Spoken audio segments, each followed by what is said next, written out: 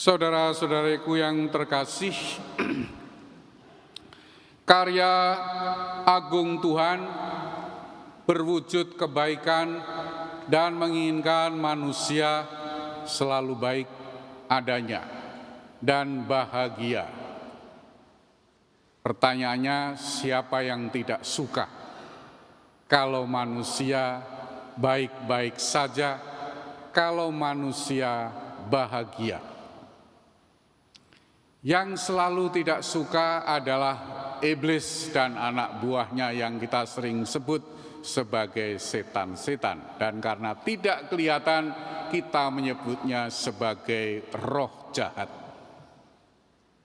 Dari bacaan-bacaan Injil hari ini, kita mengetahui bahwa iblis, setan, roh jahat itu seperti tetangga berisik yang tidak pernah berhenti mencari kesempatan untuk menjatuhkan manusia supaya tidak baik-baik saja, supaya manusia tidak bahagia.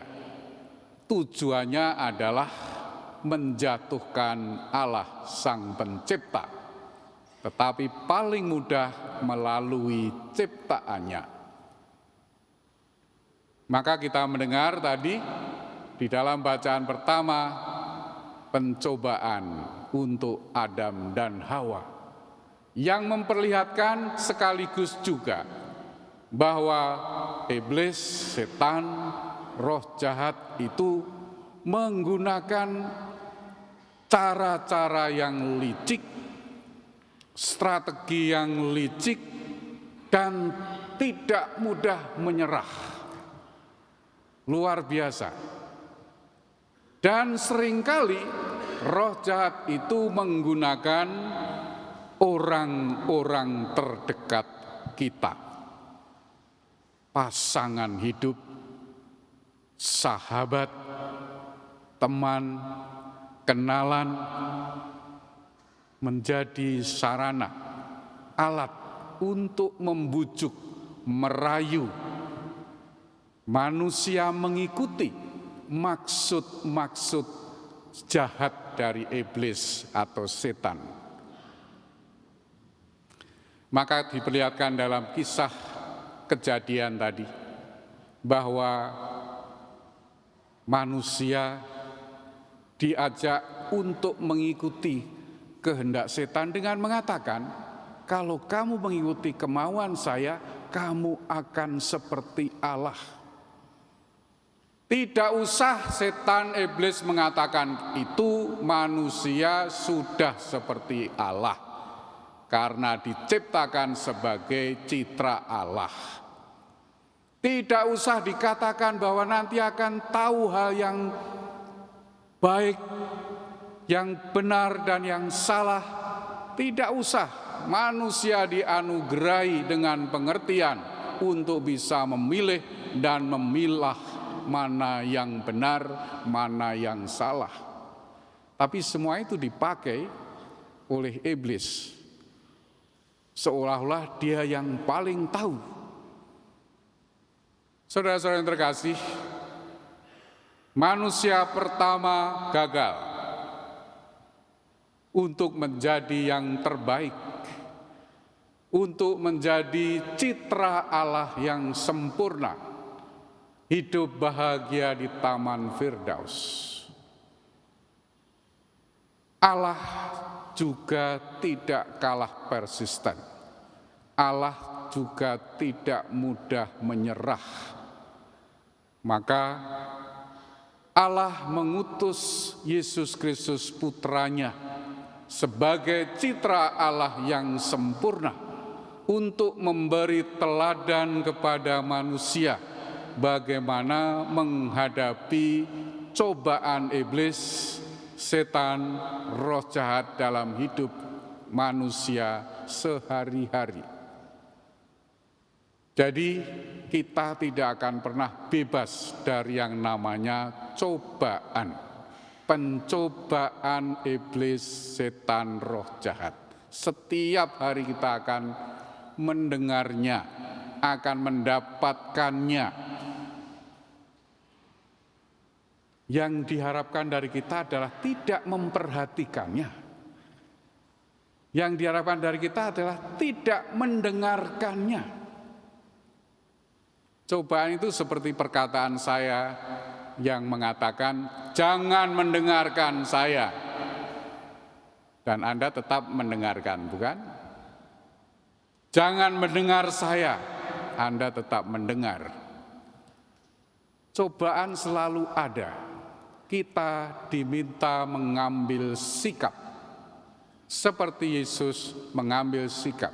Kalau Yesus yang putra Allah saja dicobai, apalagi kita yang di mata iblis, setan, roh jahat itu lemah, maka akan selalu diincar supaya kita jatuh demi menjatuhkan Sang Pencipta itu. Selain melalui orang-orang terdekat kita, seringkali iblis, setan, roh jahat juga bekerja melalui perasaan-perasaan kita, melalui logika pengertian kita. Sehingga kita menjadi orang yang sok tahu, menjadi orang yang mengambil keputusan-keputusan bukan berdasarkan kehendak Tuhan, tapi berdasarkan logika manusia belaka, logika kita sendiri. Lebih buruk lagi kalau hanya berdasarkan perasaan-perasaan, senang, tertarik dengan buah terlarang,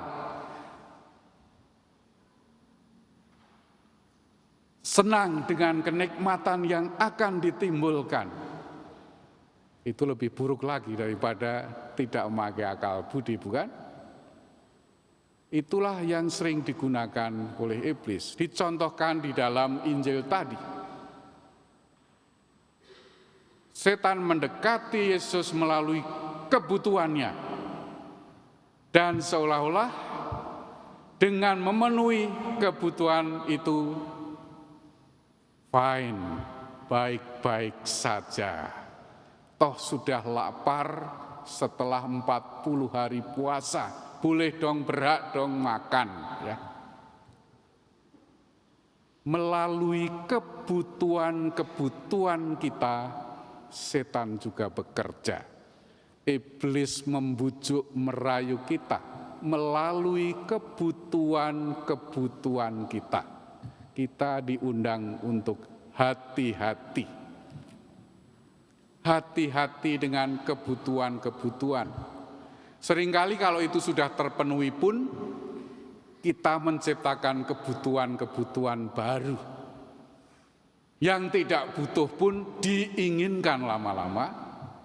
Yang tidak diperlukan pun diinginkan lama-lama, dianggap sebagai kebutuhan.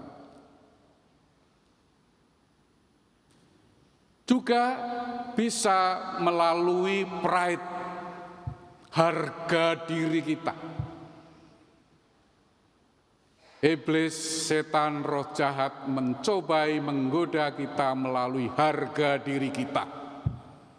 Harga diri kita yang tidak boleh dilanggar orang. Termasuk kalau ceweknya katanya dilecehkan orang, mendengar itu harga dirinya meronta, mencari informasi dari orang lain. Orang lain dipakai oleh iblis, setan. Dan temannya kok ia mengatakan, sesuai dengan kehendak setan, pukuli saja kalau saya. Itulah cara-cara strategi setan yang kurang ajar pada hidup kita, ya. Mengantar orang pada kehidupan yang rusak, ambiar, untuk mengikuti maksud jahatnya, menjauhkan manusia dari baik-baik saja, dari sukacita, dari kedekatan dengan Tuhan. Juga iblis, setan bisa menggunakan keinginan-keinginan kita, bukan hanya kebutuhan, bukan hanya harga diri, juga keinginan-keinginan kita akan prestis, keinginan kita untuk menjadi terkenal, seperti yang ditawarkan oleh iblis pada Tuhan Yesus. Segala sesuatu kuberikan padamu, tapi kamu menyembah saya. Untung Tuhan Yesus betul-betul menjadi citra Allah yang sempurna, sehingga tidak tergoda oleh iblis, setan, roh jahat, dan mengajari kepada kita untuk terus berpegang teguh setia kepada Allah, bukan setia kepada bujuk rayu setan, iblis, roh jahat yang kadang-kadang menggunakan orang lain, sahabat, bahkan teman, keluarga, keinginan kita, harga diri kita. Pintu masuknya banyak sekali. Pokoknya segala macam cara akan dipakai untuk menjatuhkan manusia supaya Allah jatuh. Itulah strategi iblis, setan, dan roh jahat. Kita semua diundang di minggu pertama Prapaskah itu untuk menyadari itu, dan semoga bisa lebih berhati-hati. Dekatkan diri pada Tuhan dengan doa, mati raga, puasa, bertindak amal kasih, dan juga membaca sabda Tuhan sebagai makanan rohani kita, supaya kita bisa lebih meneladan firman Allah yang menjadi manusia, Yesus Kristus penyelamat kita. Dengan keyakinan itu, mari kita lanjutkan perayaan syukur atas karya agung Allah hari ini.